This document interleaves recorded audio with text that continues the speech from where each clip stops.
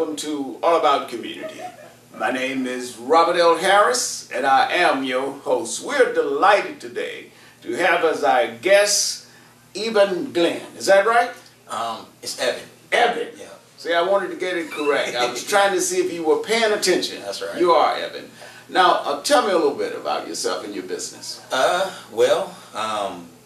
I'm Evan Glenn. My company is Aim High ESG. We specialize in investing in development, management, and the operations of airport, especially retail and food and beverage. So you have a concession at an airport, and I assume that's here in the Bay Area, and I further assume it's at San Francisco International. Am I correct or wrong? Absolutely.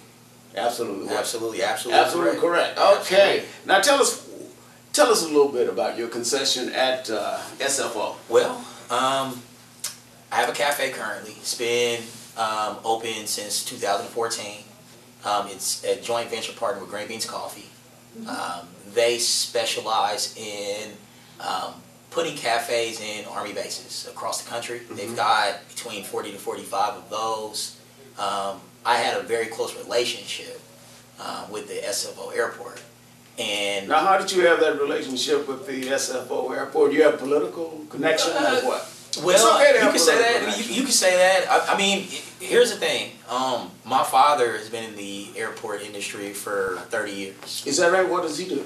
He's a concessionaire as well. Oh, okay. Yeah, and so I worked him for a very long time. Is he at San Francisco? He's at SFO as well. Okay. Yeah, and so I think maybe in 2012 I branched off from his company, but I was networking with airport officials for probably more than a decade. And so a lot of people knew who I was, and so development manager for Green Beans Coffee reached out to me, wanted to see if they could partner with me on a project. I told them I would. 6 months later, we won. Now, tell me a little bit about your business background. Well, I was a vice president of operations for RDG Concessions, which is a concession at SFO. I was a general manager for that same company, managed over, I'd say in and out for 12 years, 100 employees, maybe more. It's a fast-paced, high-traffic concessions business, so I probably managed over, I'd say about $4 to $5 million annually a year prior to getting my own business. We sold sunglasses and watches. Sunglasses were Gucci, Prada, Dior. Watches were Seiko, other Swiss-made brands, things like that. So you have an extensive background. Prior to that, where did you get your educational? I got my degree from a college called Southwest Minnesota State. Minnesota, is that the state where it's very, very cold? Very cold. Oh, okay. Very cold. Yeah, I got a scholarship to play basketball there. What position you play? Shooting guard. All right. Yeah. Were you any good? No. At least you recognize it. Yeah, not at all. I could jump high. That was the thing. Jump. Yeah. I won a state championship here in 2000. Now, did you major in business while you were there? Psychology. Ah, well, that's part of business too. Yeah, you know? It's probably the most important part. Absolutely. Yeah. And so you, when did you come to the Bay Area? I've been in the Bay Area my whole life. Oh, you grew up here? Yeah, I grew up here. I went to St. Louis Bertrand over off of 101st and Walnut. Yeah, it's a Catholic school. Yeah. Everybody knows about it. Yeah, that's where I went before they became just a church a very long time ago. And then I went to St. Mary's in Berkeley. St. Mary's College Preparatory School. Yes, sir. And right off of Gilman, right? Right, that's right. What years were you there? Well, I was there for, I graduated in 2000. My math's horrible. But I want to say it was from 96 to 2000, if that makes sense. All right. Well, by the way, that's a great high school. You know why? Why is that? My youngest daughter attended that school as well as my youngest son. Is that right? So I know. Okay. They produce good people. Oh, absolutely. And you went from there to Minnesota, right? Yeah, actually I went to Arizona State after that. I got a scholarship to Arizona State. Tempe? Yeah. Yes, sir. Hey, I love Arizona State. Great university. We're going to have to take a break, but when we come back, we're going to talk more about how you got into business and the importance of getting into business at an early age. Don't touch that dial. Don't even think about grabbing that remote. We will be right back with All About Community. Again, my name is Robert L. Harris, and I am your host. My name is Jameer Dixon, and I'm a locating mark fieldman for PG&E. Most people in the community recognize the blue trucks as PG&E. My truck is something new. It's an 811 truck. When you call 811, I come out to your house, and I mark out our gas lines and our electric lines to make sure that you don't hit them when you're digging. 811 is a free service. I'm passionate about it because every time I go on the street, I think about my own kids. They're the reason that I want to protect our community and our environment. And if me driving that truck means that somebody gets to go home safer, then I'll drive it every day of the week. Together, we're building a better California.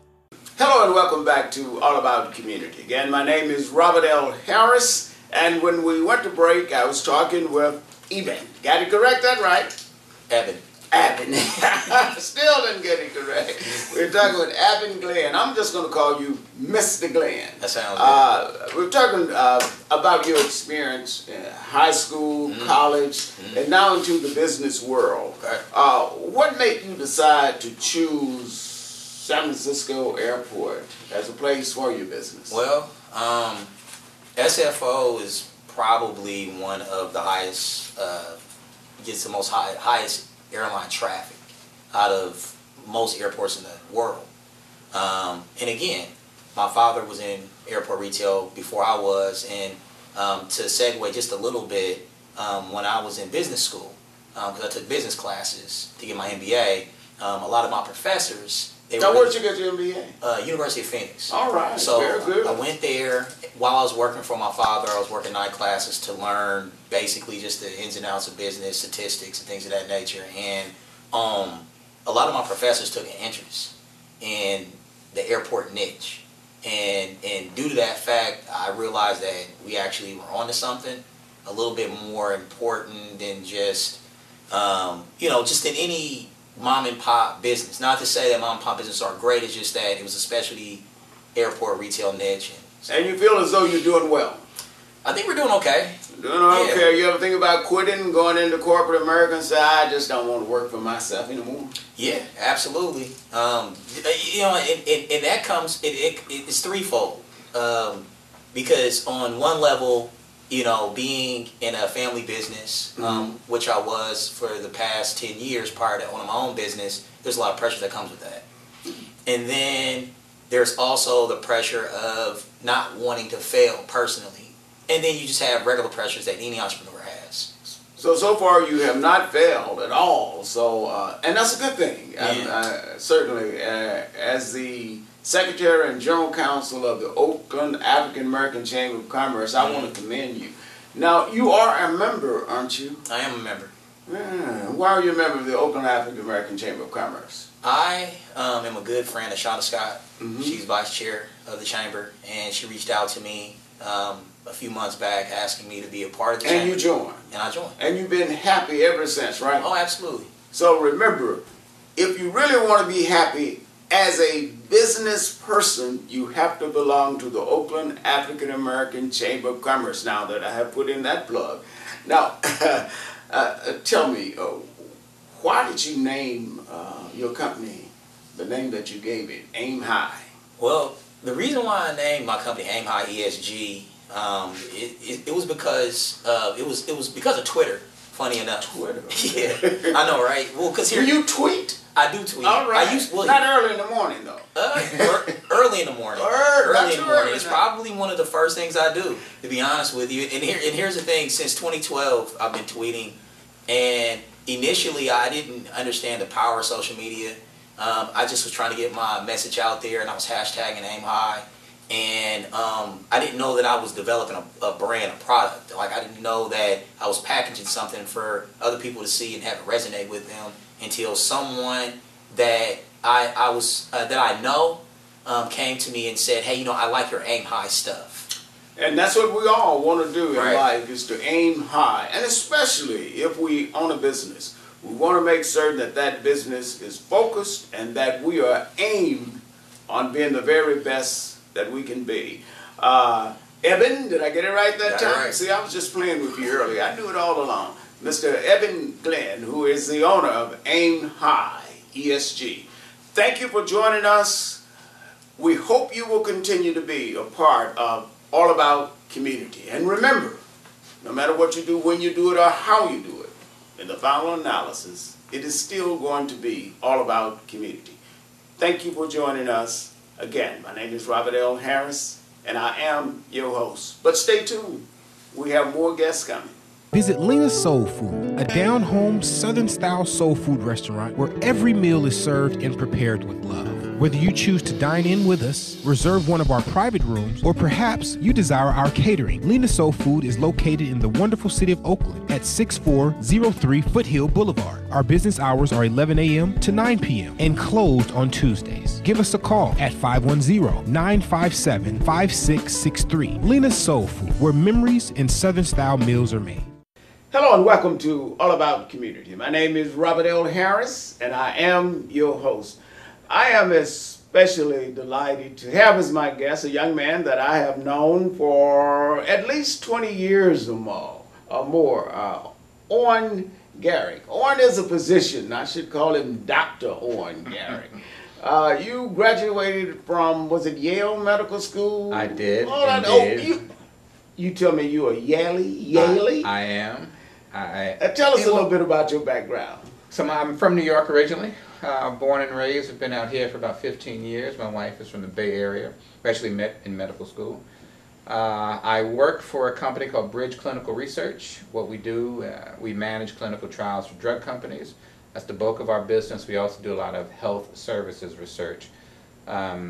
People know it or think about it as a health disparities research. Now tell us a little bit about some of the research that your company engages in. Sure. So like I said, the bulk of it is we manage clinical trials for drug companies, so we do work in areas where minorities have a lot of disease. That ranges from diabetes to cardiovascular disease. We've done a fair amount of work in prostate cancer. We're currently active in a couple of studies in sickle cell disease as well as lupus.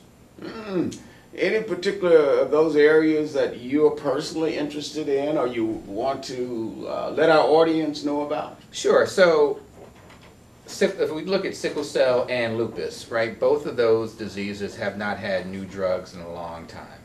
With the exception of lupus. Lupus had a new drug in the last 2-3 years. There hadn't been one for 40 years before. Now, I know you're a physician, but some of our audience may not be as familiar with lupus as you are. Just a general explanation of what it is. Lupus, very briefly, is an autoimmune disease. What that auto means, self-immune is your immune system, your white blood cells that help you fight infection and stay healthy. An autoimmune disease is when your immune system starts attacking your own body. It's not supposed to do that. That's bad, first of all, just to be clear. So your immune system in lupus starts attacking all of your body, your kidneys, your heart, your lungs. Is it a fairly commonly known disease among African Americans? It's not as common as diabetes or hypertension or high blood pressure. It is more prevalent in black people compared to the rest of the population. Right. 90% of people with lupus are women, 10% are men. That's the part I wanted to get out. Right, and now let's go to diabetes because that is a serious problem among many of our people, especially no question about it. And so it's interesting, as a physician treating individual patients, as a researcher, I think about new drugs, people taking their medication as they should. All of my friends in public health research or public health practice, they think about eating right, exercise, the basic things, right? You mean I can't have my pig feet every day? Maybe not every day. You can have your pig feet, just not every single day, with some greens made with pork in addition to the pig feet and macaroni and cheese, which is often more cheese than macaroni in our community. Yeah, and I'm going to stay away from those chitlins. We call them wrinkle steaks. Is that right? Yeah. So you're from the South. I'm from Arkansas. As a New Yorker, I've never had a chitlin in my life. You have been culturally deprived, I understand that, indeed. Now, let's talk a little bit more about Bridge Clinical Research. What specifically is your responsibility, for example, on a daily basis? So I'm now president and chief operating officer of the business. I do a few things. I interact with our board of directors and our investors. I think about how to grow the company. We're in roughly five therapeutic areas or disease areas, so I mentioned a few of them. Lupus or autoimmune, cardiovascular, which is heart disease, diabetes, and obesity. We're in a fair amount of cancer and anti-infectives like HIV and hepatitis C. Now, what about obesity?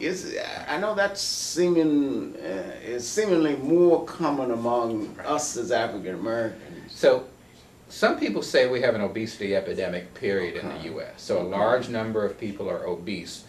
And obesity is defined, there's something called body mass index, how tall you are versus how much you weigh. So taller people can weigh more, shorter people can weigh less before you're actually defined as obese. But, you know, getting back to, this is an issue of diet and exercise. It's pretty simple. Well, it's a simple solution, but it's hard to do. Right? The less I eat and the more I exercise, I will lose weight. Now there are some factors that might make me lose weight faster versus slower. Such as what? Exercise? Well, such as if I'm older, right? So younger people have more a faster metabolism. So when they exercise, their metabolism kicks in faster. Some people just have slow metabolism, so they might have to exercise more. And the type of exercise you do. So you can slowly walk from here to Zimbabwe, right? That's a long walk. That's a long walk. But if you run from here about a mile, your metabolism will kick in, and you'll begin to lose weight faster. So the point is, you should do some exercise, whether it's walking for X number of hours or minutes, or running. Is that correct? Running, or swimming. You can do sit-ups. You should do whatever makes you happy, whatever you think you will stick with. So if you go into a gym, like 10,000 pieces of equipment there, right? And most people use none of them. Some people use 3, 4, 5 pieces. No one's using every single one. So you get a sense of what works for you. What about Fitbit? I've never done it. My wife actually uses it. And your wife is a physician. I know her quite well. She is a physician, indeed. Well, if she's using it, it must be good. Yeah, you know, she's in shape. She's happy and healthy. I have friends that use it. I've just never used it. It basically helps calculate how active you are. And the way they do it, it calculates a number of steps in particular. Right. 10,000 a day is my goal. You can also measure your heart rate. That's and your heart, how fast your heart is going. Some of the more advanced devices might actually measure some, blood flow, how much oxygen is in your blood. So I would say generally it's probably a good thing. But like I said, I got back to, I started with use what's comfortable for you, right? And if Fitbit works and gets you out there and gets you exercising and more healthy, do your thing. Well, I'm going to continue to do Fitbit. I know we do have to go to break, and we will be right back and talk a little bit more about Bridge and your role in it and some of the exciting things that you guys are doing. Don't touch that dial. Don't even think about grabbing that remote. We will be right back with All About Community. Again, my name is Robert L. Harris, and I am your host. Come check us out at KJ's Barber and Hair Creations, located 22126 Mission Boulevard in Hayward, California. We specialize in fades, tapers, dreads, weave coloring, and more. Open Monday through Saturday, 7 a.m. to 7 p.m. and Sundays by appointments only. Like us on Facebook and follow us on Twitter at KJ's Barbershop. For more information, contact us at 510-690-9610. So come on down to KJ's Barber and Hair Creations. Hello and welcome back to All About Community. Again, my name is Robert L. Harris, and when we went to break, I was chatting. Actually, I was excited about what was happening, and I probably ran a little bit over time talking with Dr. Owen Garrick, who's an outstanding young physician, but he is really a businessman, and that's what I'm excited about. The fact that you are with Bridge, and you're the president of the company, and really running things. Is that right?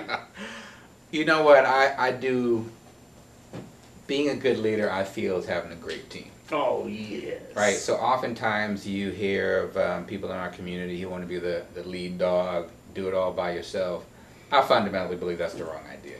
What are the major goals of Bridge? So our Which mission, clinical research we're talking about? our mission is increase diversity in clinical trials. So historically, people of color have not participated in clinical trials as much as others.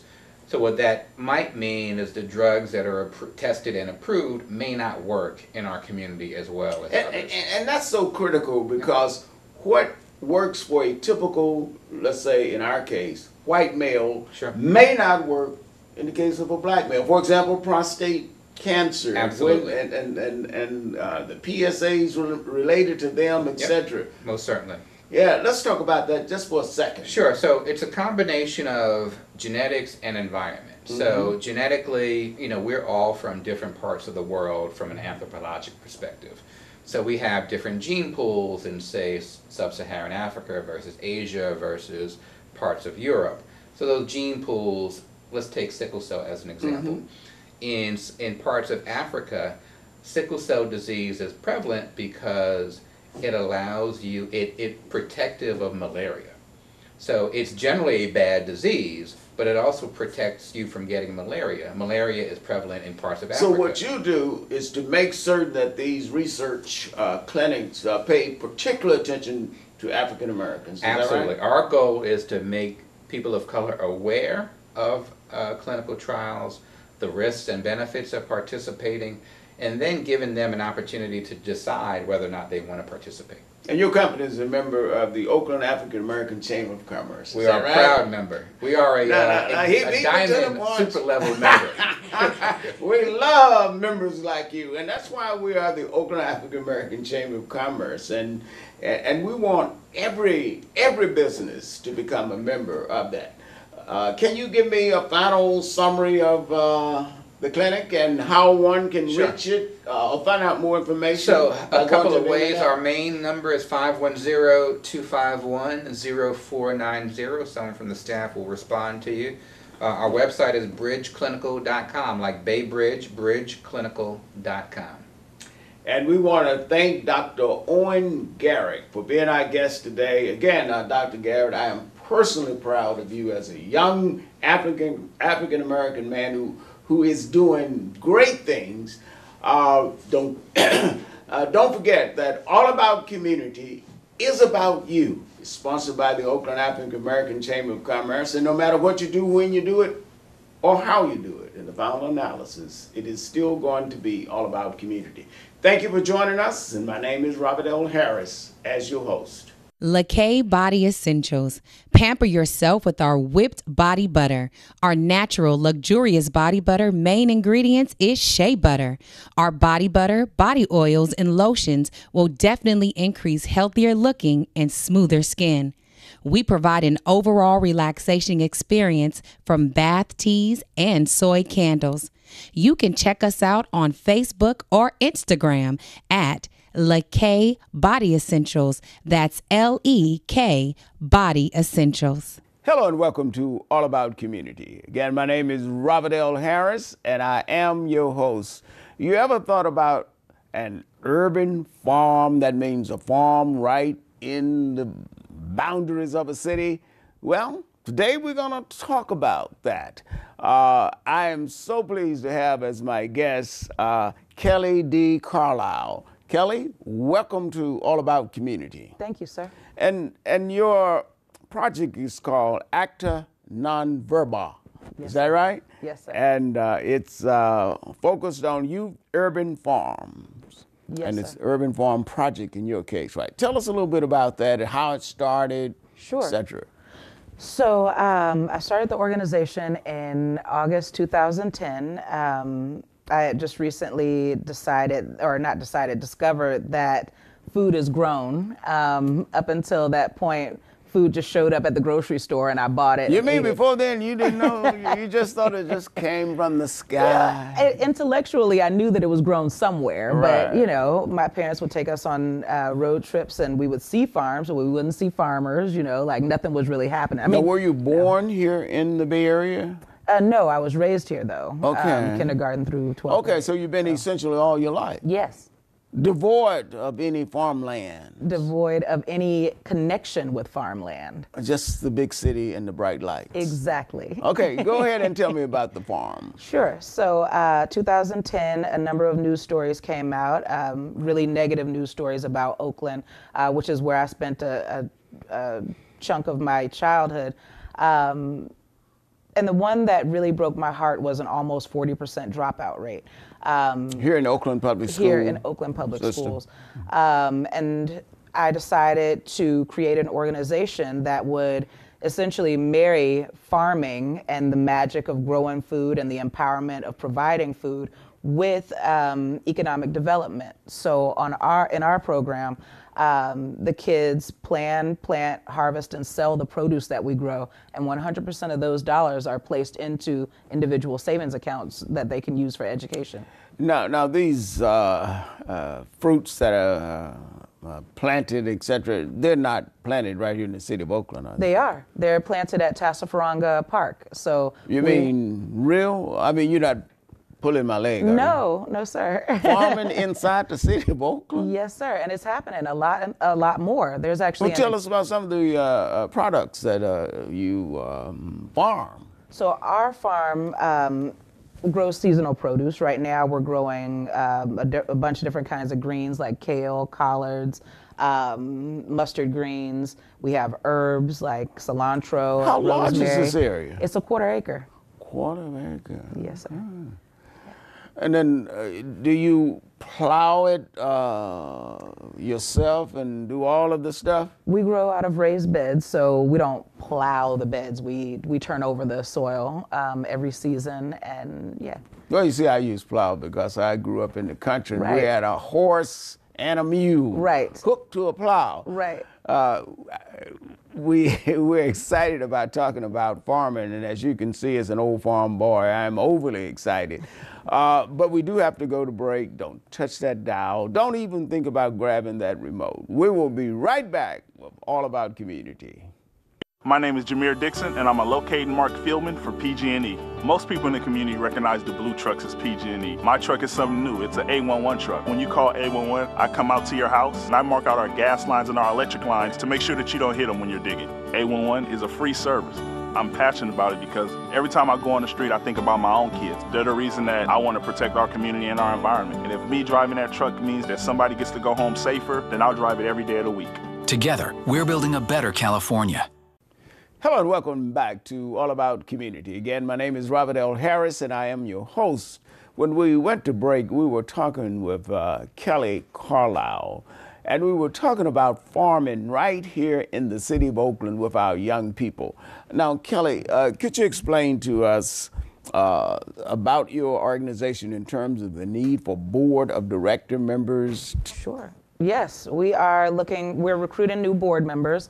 We have a 2-year term for our board members, and it's important because we just received our own nonprofit status. 501c3. Exactly. Okay. And so this board helps with governance, oversight, and we're a working board. How many members are you looking for? We're looking for at least 5 more. At least 5 more. Now, do you have a website or Yes. some way that people can contact you who may be interested? Why don't you give us your website? So it's www.A as in Apple, N as in Nancy, V as in Victor, farm, FARM.org. You can also give us a call at area code 510-972-FARM. Wow. 510-972-3276. You do that very well. Thank you. Now you also, if I remember, have a camp Yes. coming up, Camp 2018. Yes. Now tell us all about that.